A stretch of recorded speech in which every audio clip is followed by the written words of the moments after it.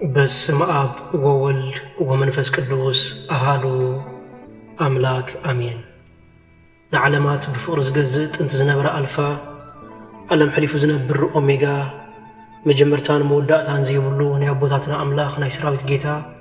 ስለትኽንገር ዘይክእል ምሕረቱ ስለትኽንገር ዘይክእል ፍቅሩን ርህራሄኡን ክብርን ምስጋናን አምልኾን ወዳሴን ስግደትን ንዕኡ ንበይኑ ይግባእ ንሱ አትጽዋዓሉ ካብ ዘይትፍለ ቅድስተ ቅዱሳን ንጽሕተ ንጹሃን አቁራሪተ መዓት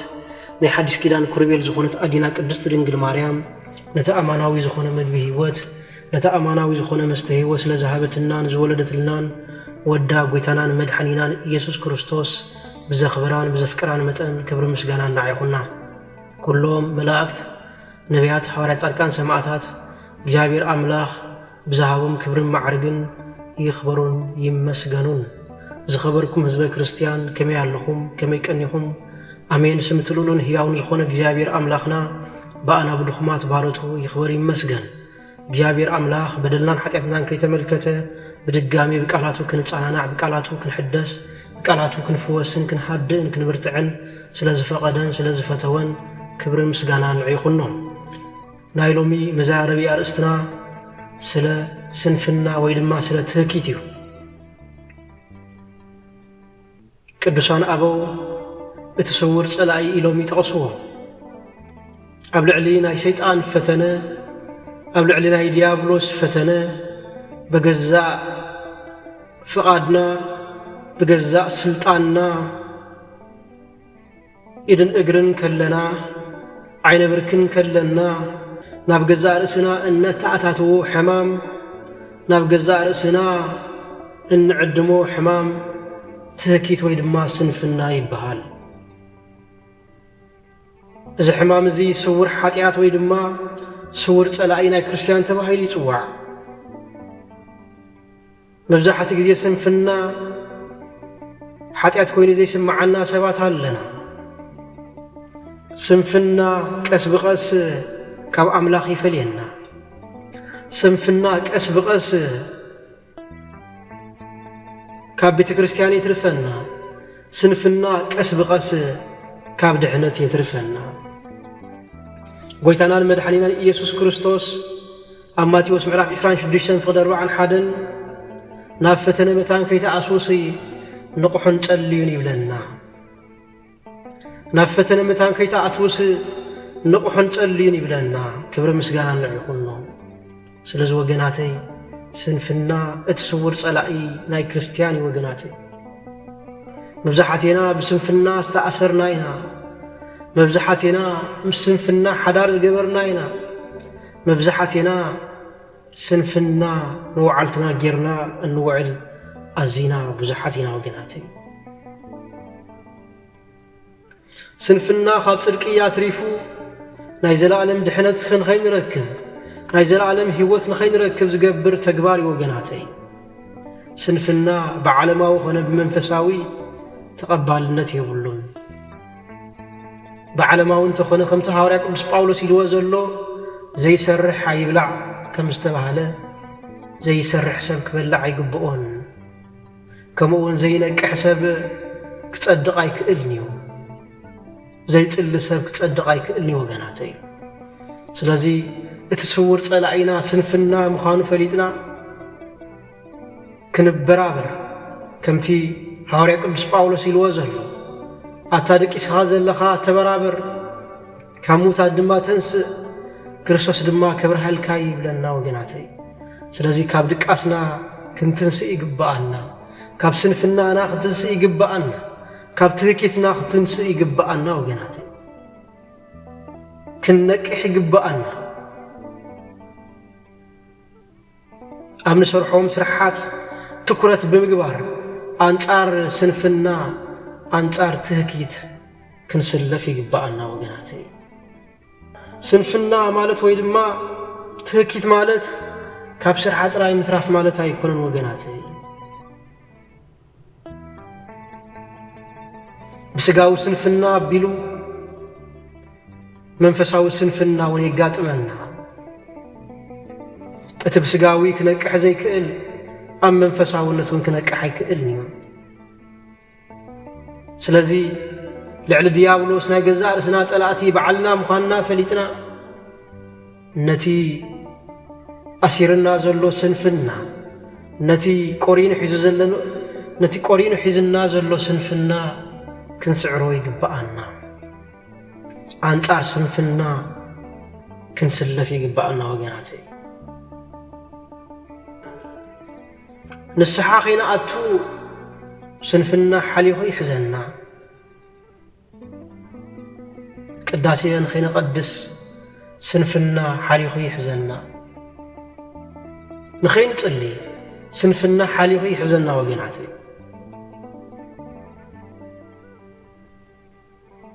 ሰነፋት መንግስቲ ኣምላኽ ኣይወርሱን እዮም ወገናት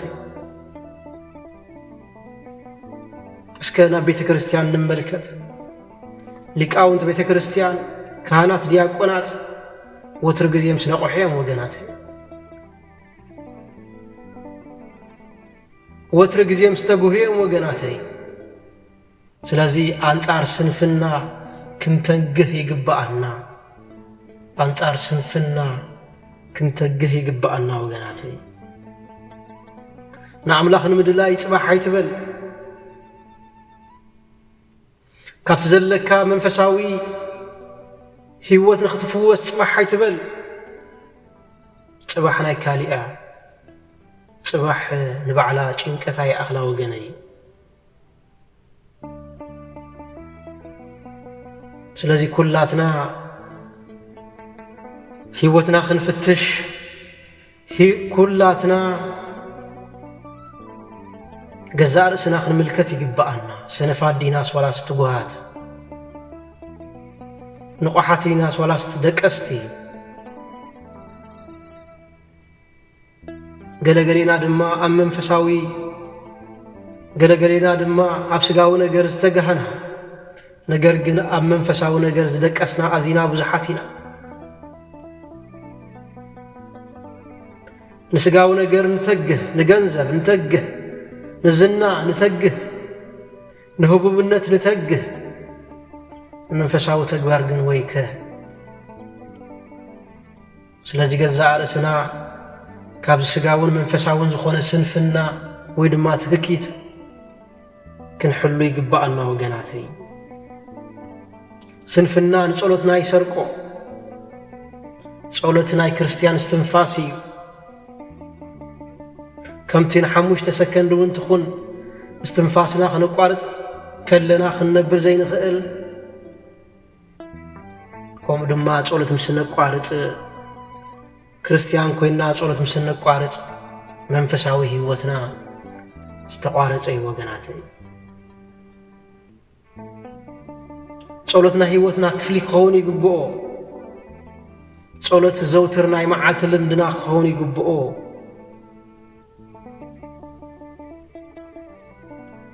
ቅዱሳን ንዕኦም ዕረፍቶም ምንቃሕ ነይሩ ቅዱሳን ዘዕርፉ ምስ ዝነቕሑ ጥራይ ቅዱሳን ካብ ዝድቅስዎ ዘይድቅስዎ ሰዓታት ይበዝሕ ቅዱሳን ካብ ዘዕርፍዎ ዘይዕርፍዎ ሰዓታት ይበዝሕ ወገናተይ ንቑሓት ነበሩ ትጉሃት ነበሩ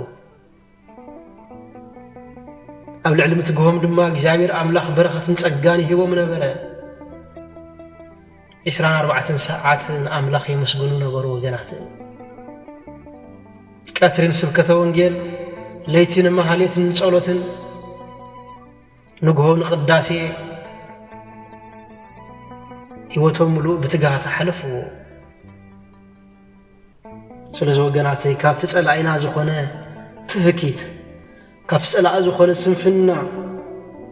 ክነምልጥ ይግባአና እቲ ኣብ ህይወትና ኣዝዩ ዘተሓሳስብ ነገር ኣዝዩ ከተሓሳስብና ዝግብኦ ነገር ብስንፍናና ካብ ንስሓ ብምድንጓይና እዩ ብስንፍናና ካብ ጸሎት ብምድንጓይና እዩ ብስንፍናና ካብ መንፈሳዊ ተጋድሎ ምርሓቕና እዩ ወገናተይ እቲ ዘፍርሕ أبلو مخوينكا بزعبا صباح محسابي سنفنا كل جزية صباح كجبري يزبل سنفنا كل جزية نعمتها كجبري يزبل وجناتي سلازي نحنا نايلومينا مو صلاتنا نسحنا كله تجادلنا لو يخلف تسمي جبأنا أما تيوسل معرف إسران حموش نزلوا تاريخ ناي حموش لبامات دناقل ناي حموش عاش دناقل ينقلنا تن حموش نقحات نبرا تن حموش تقوهات نبرا تن حموش جنا سنفات نبرا قويتا خمتسن كله دكيسن صنحا قويتا خمتسن كله سنيفن صنحين وجناتي نزيد ما حوري قدس باولوس اب قدمي زفان املاخ سنيف خيركب فرح الله خزبلنا وجناتي اب قدم املاخ سنيفنا خين ركب بناي جزاء رسنا وطمد بناي جزاء رسنا حاطيات كين ودق طنقق يغبانا كريستيان كل غزي دلو كخون يغبو كم تحاوري قدس باولوس ودو تيموثيوس زبلو كم نفعناي كورسوس وتادر كون كام ساي مكرا صغب كم زبلو كريستيان كل ነገር ድልዋትኩም ከሆነ ይግባአና ከምናይ ክርስቶስ ወታደር በመሆን ሁሉ ነገራት ድልዋትኩም ከሆነ ይግባአና ወገናቴ ምክንያቱ ጎይታ ማዓስ ከም ዝመጽ ጎይታ ማዓስ ከም ዝጽዋዓና ይንፈልጥኒና ስለዚህ بتجادل كل جزية نقحاتكم كوني جبأنا بتجادل كل جزية تجوهاتكم كوني جبأنا وجناتي نزيد ما مصحف مثالي أتهكاينا تعطى تملكت زبلنا تعطى بجزية حجاي مجبي إكب بجزية خرمت جنا نتزأكب ومجبي والعيب لنا شلازو وجناتي بجزية حجاي مجبنا خن إكب يجبأنا كرمي مسعات ممسعو قدم فرد ممصؤ كم صاصه خنتجه يغبانا كم صاصه خنتجه يغبانا وغناتي سنفنا تزخف حاتياتيو تهكي تزخف حاتياتي وغناتي سنفات منغست املاخ يورسون يوم تهكي تنياتات منغست املاخ يورسون يوم وغناتي كاب قدسان نمحرو ነገር እንተሃልዩ بنقحاتن تجهاتن صنعاتن نقول فتنات سعيرهم نقول فتنات بمسعار أبقد ما أملاخ قوم وجناتي قدسان كمان سبات يمزنبرو نجرجن معلتاوي هوتهم بمتجاه بنشتي بمجمار أبعبت أجاب صحو نحناون زعابي نجر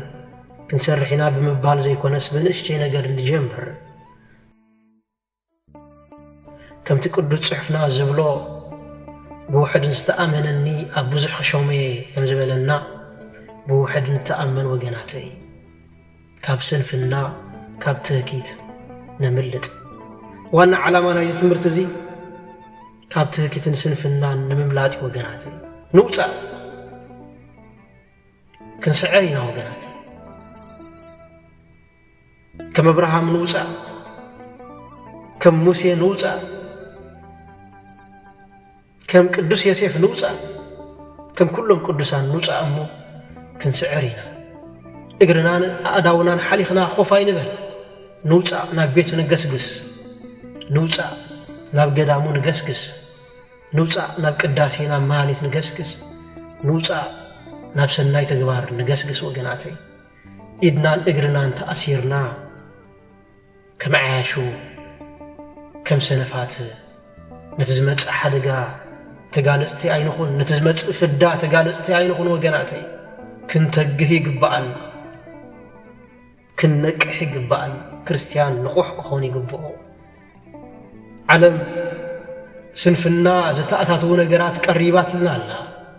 ماس ميديا وازا فزازا استفلالي تنصويات سبات افت موداتا غزي نتينا እግዚአብሔር አምላኽ ቃል نمسمع زي عقسو لسبات زي عقسو لغزي خمصي خمس ولا حواري قدس ጳውሎስ ቃል እግዚአብሔር አምላኽ زي عقسو لزمن مصيله ቃል አምላኽ نمسمع زي عقسو لساعات مصيله ወገናተይ እዚ ድማ بسنفنا ናይ سنفنا ቃል አምላኽ ካብ مسمع يخلكلك قالون مسمع كوفيل كان مدماص يخلكلك ነገር ግን እትበይ ዘአምን ይብለና እግዚአብሔር አምላክ ብምርጋ ይብል ብምርግጋ ይቀመጥ ይብለና ትናይ ዝፈቱ ንቃለይ ዝፈቱ ብምርግጋ ይቀመጥ ብምርግጋ ይስማ ነገር ግን ሎሚ ቃል እግዚአብሔር አምላክ ዘይዕገሰሉ ዘመን መጽኢሎ እዚ ድማ ምልክት ናይ ኩላትና ስንፍናዩ ቅዳሴ ሓጽር እንደሊ ማህሌት ከሐጽር እንደሊ ሰዓታት ከሐጽር እንደሊ ነተአበው ዝደንገጉልና ዘሐገጉልና ጾሙን ከይተረፈ ከሐጽር እንደሊ እዚ ድማ ምልክት ናይ ኩላትና ስንፍናዩ ምልክት ናይ ኩላትና ትህኪትዩ እተምስ አምላክ ዘራኽበና ቅዳሴ መለኮታዊ ቅዳሴ ከሐጽር እንደሊ ወገናተይ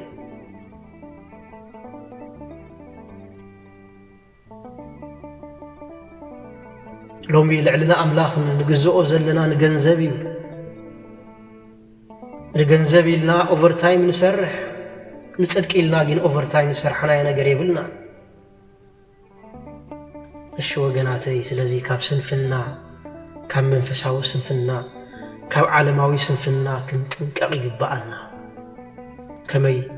እዚኦም ናብ ሞት ዘብጽሑ እዚኦም ናብ ሲኦል ዝወስዱ መገድታት ስለ ዝኾኑ እምነትና በተጋድሎ ይከዓብ ዝኽእል እምነትና በብንእሽተይ ከዓብ ዝኽእል ወገናተይ ስለዚህ ንክርስትና ህይወት ንጋደል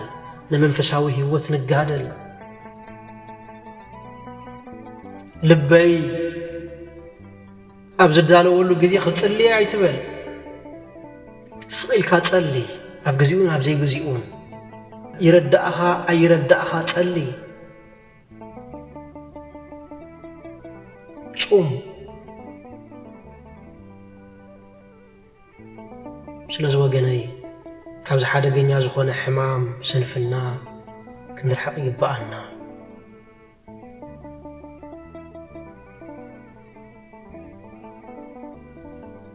ሎሚ ቃል አምላክ ዘይንዕገሰሉ ዘመን መጽኢሎ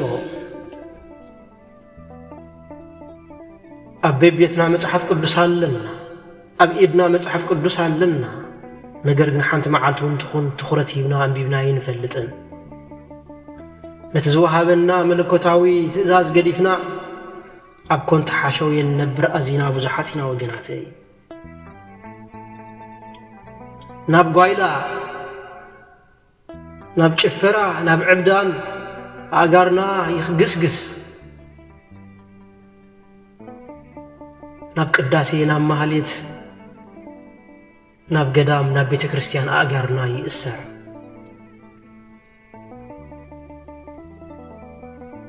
ስለዚ ወገናተይ ክርስቲያናዊ ህይወት ስምዒት ጥራይ ኣይኮነን ተወፋይነት ይሓትት እዩ ትግሃት ይሓትት እዩ ንቕሓት ይሓትት እዩ ስለዚ ወገነይ ሎሚ ብንእሽቶ ነገር ጀምር ንስንፍና ድማ ሰዓራ ብሓፂር ጸሎት ጀምር ብንእሽተይ ጾም ጀምር ብንእሽተይ ክፍሊ ናይ መጽሐፍ ቅዱስ ምንባብ ጀምር እግዚአብሔር አምላክ ድማ ጸጉኡ ካብ ዝሓልካዩ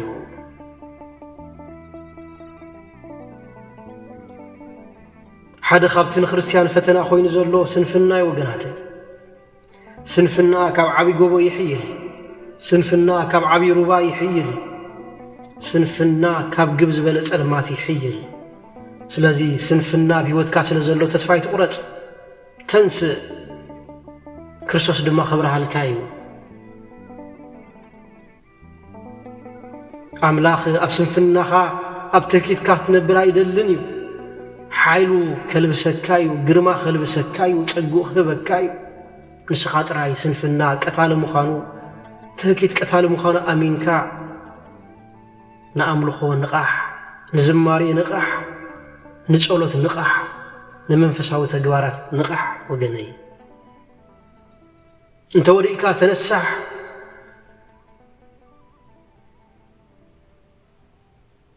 انت رحالك تملس انت دخمك ونصل وجناي املاخ اي نصغكانيو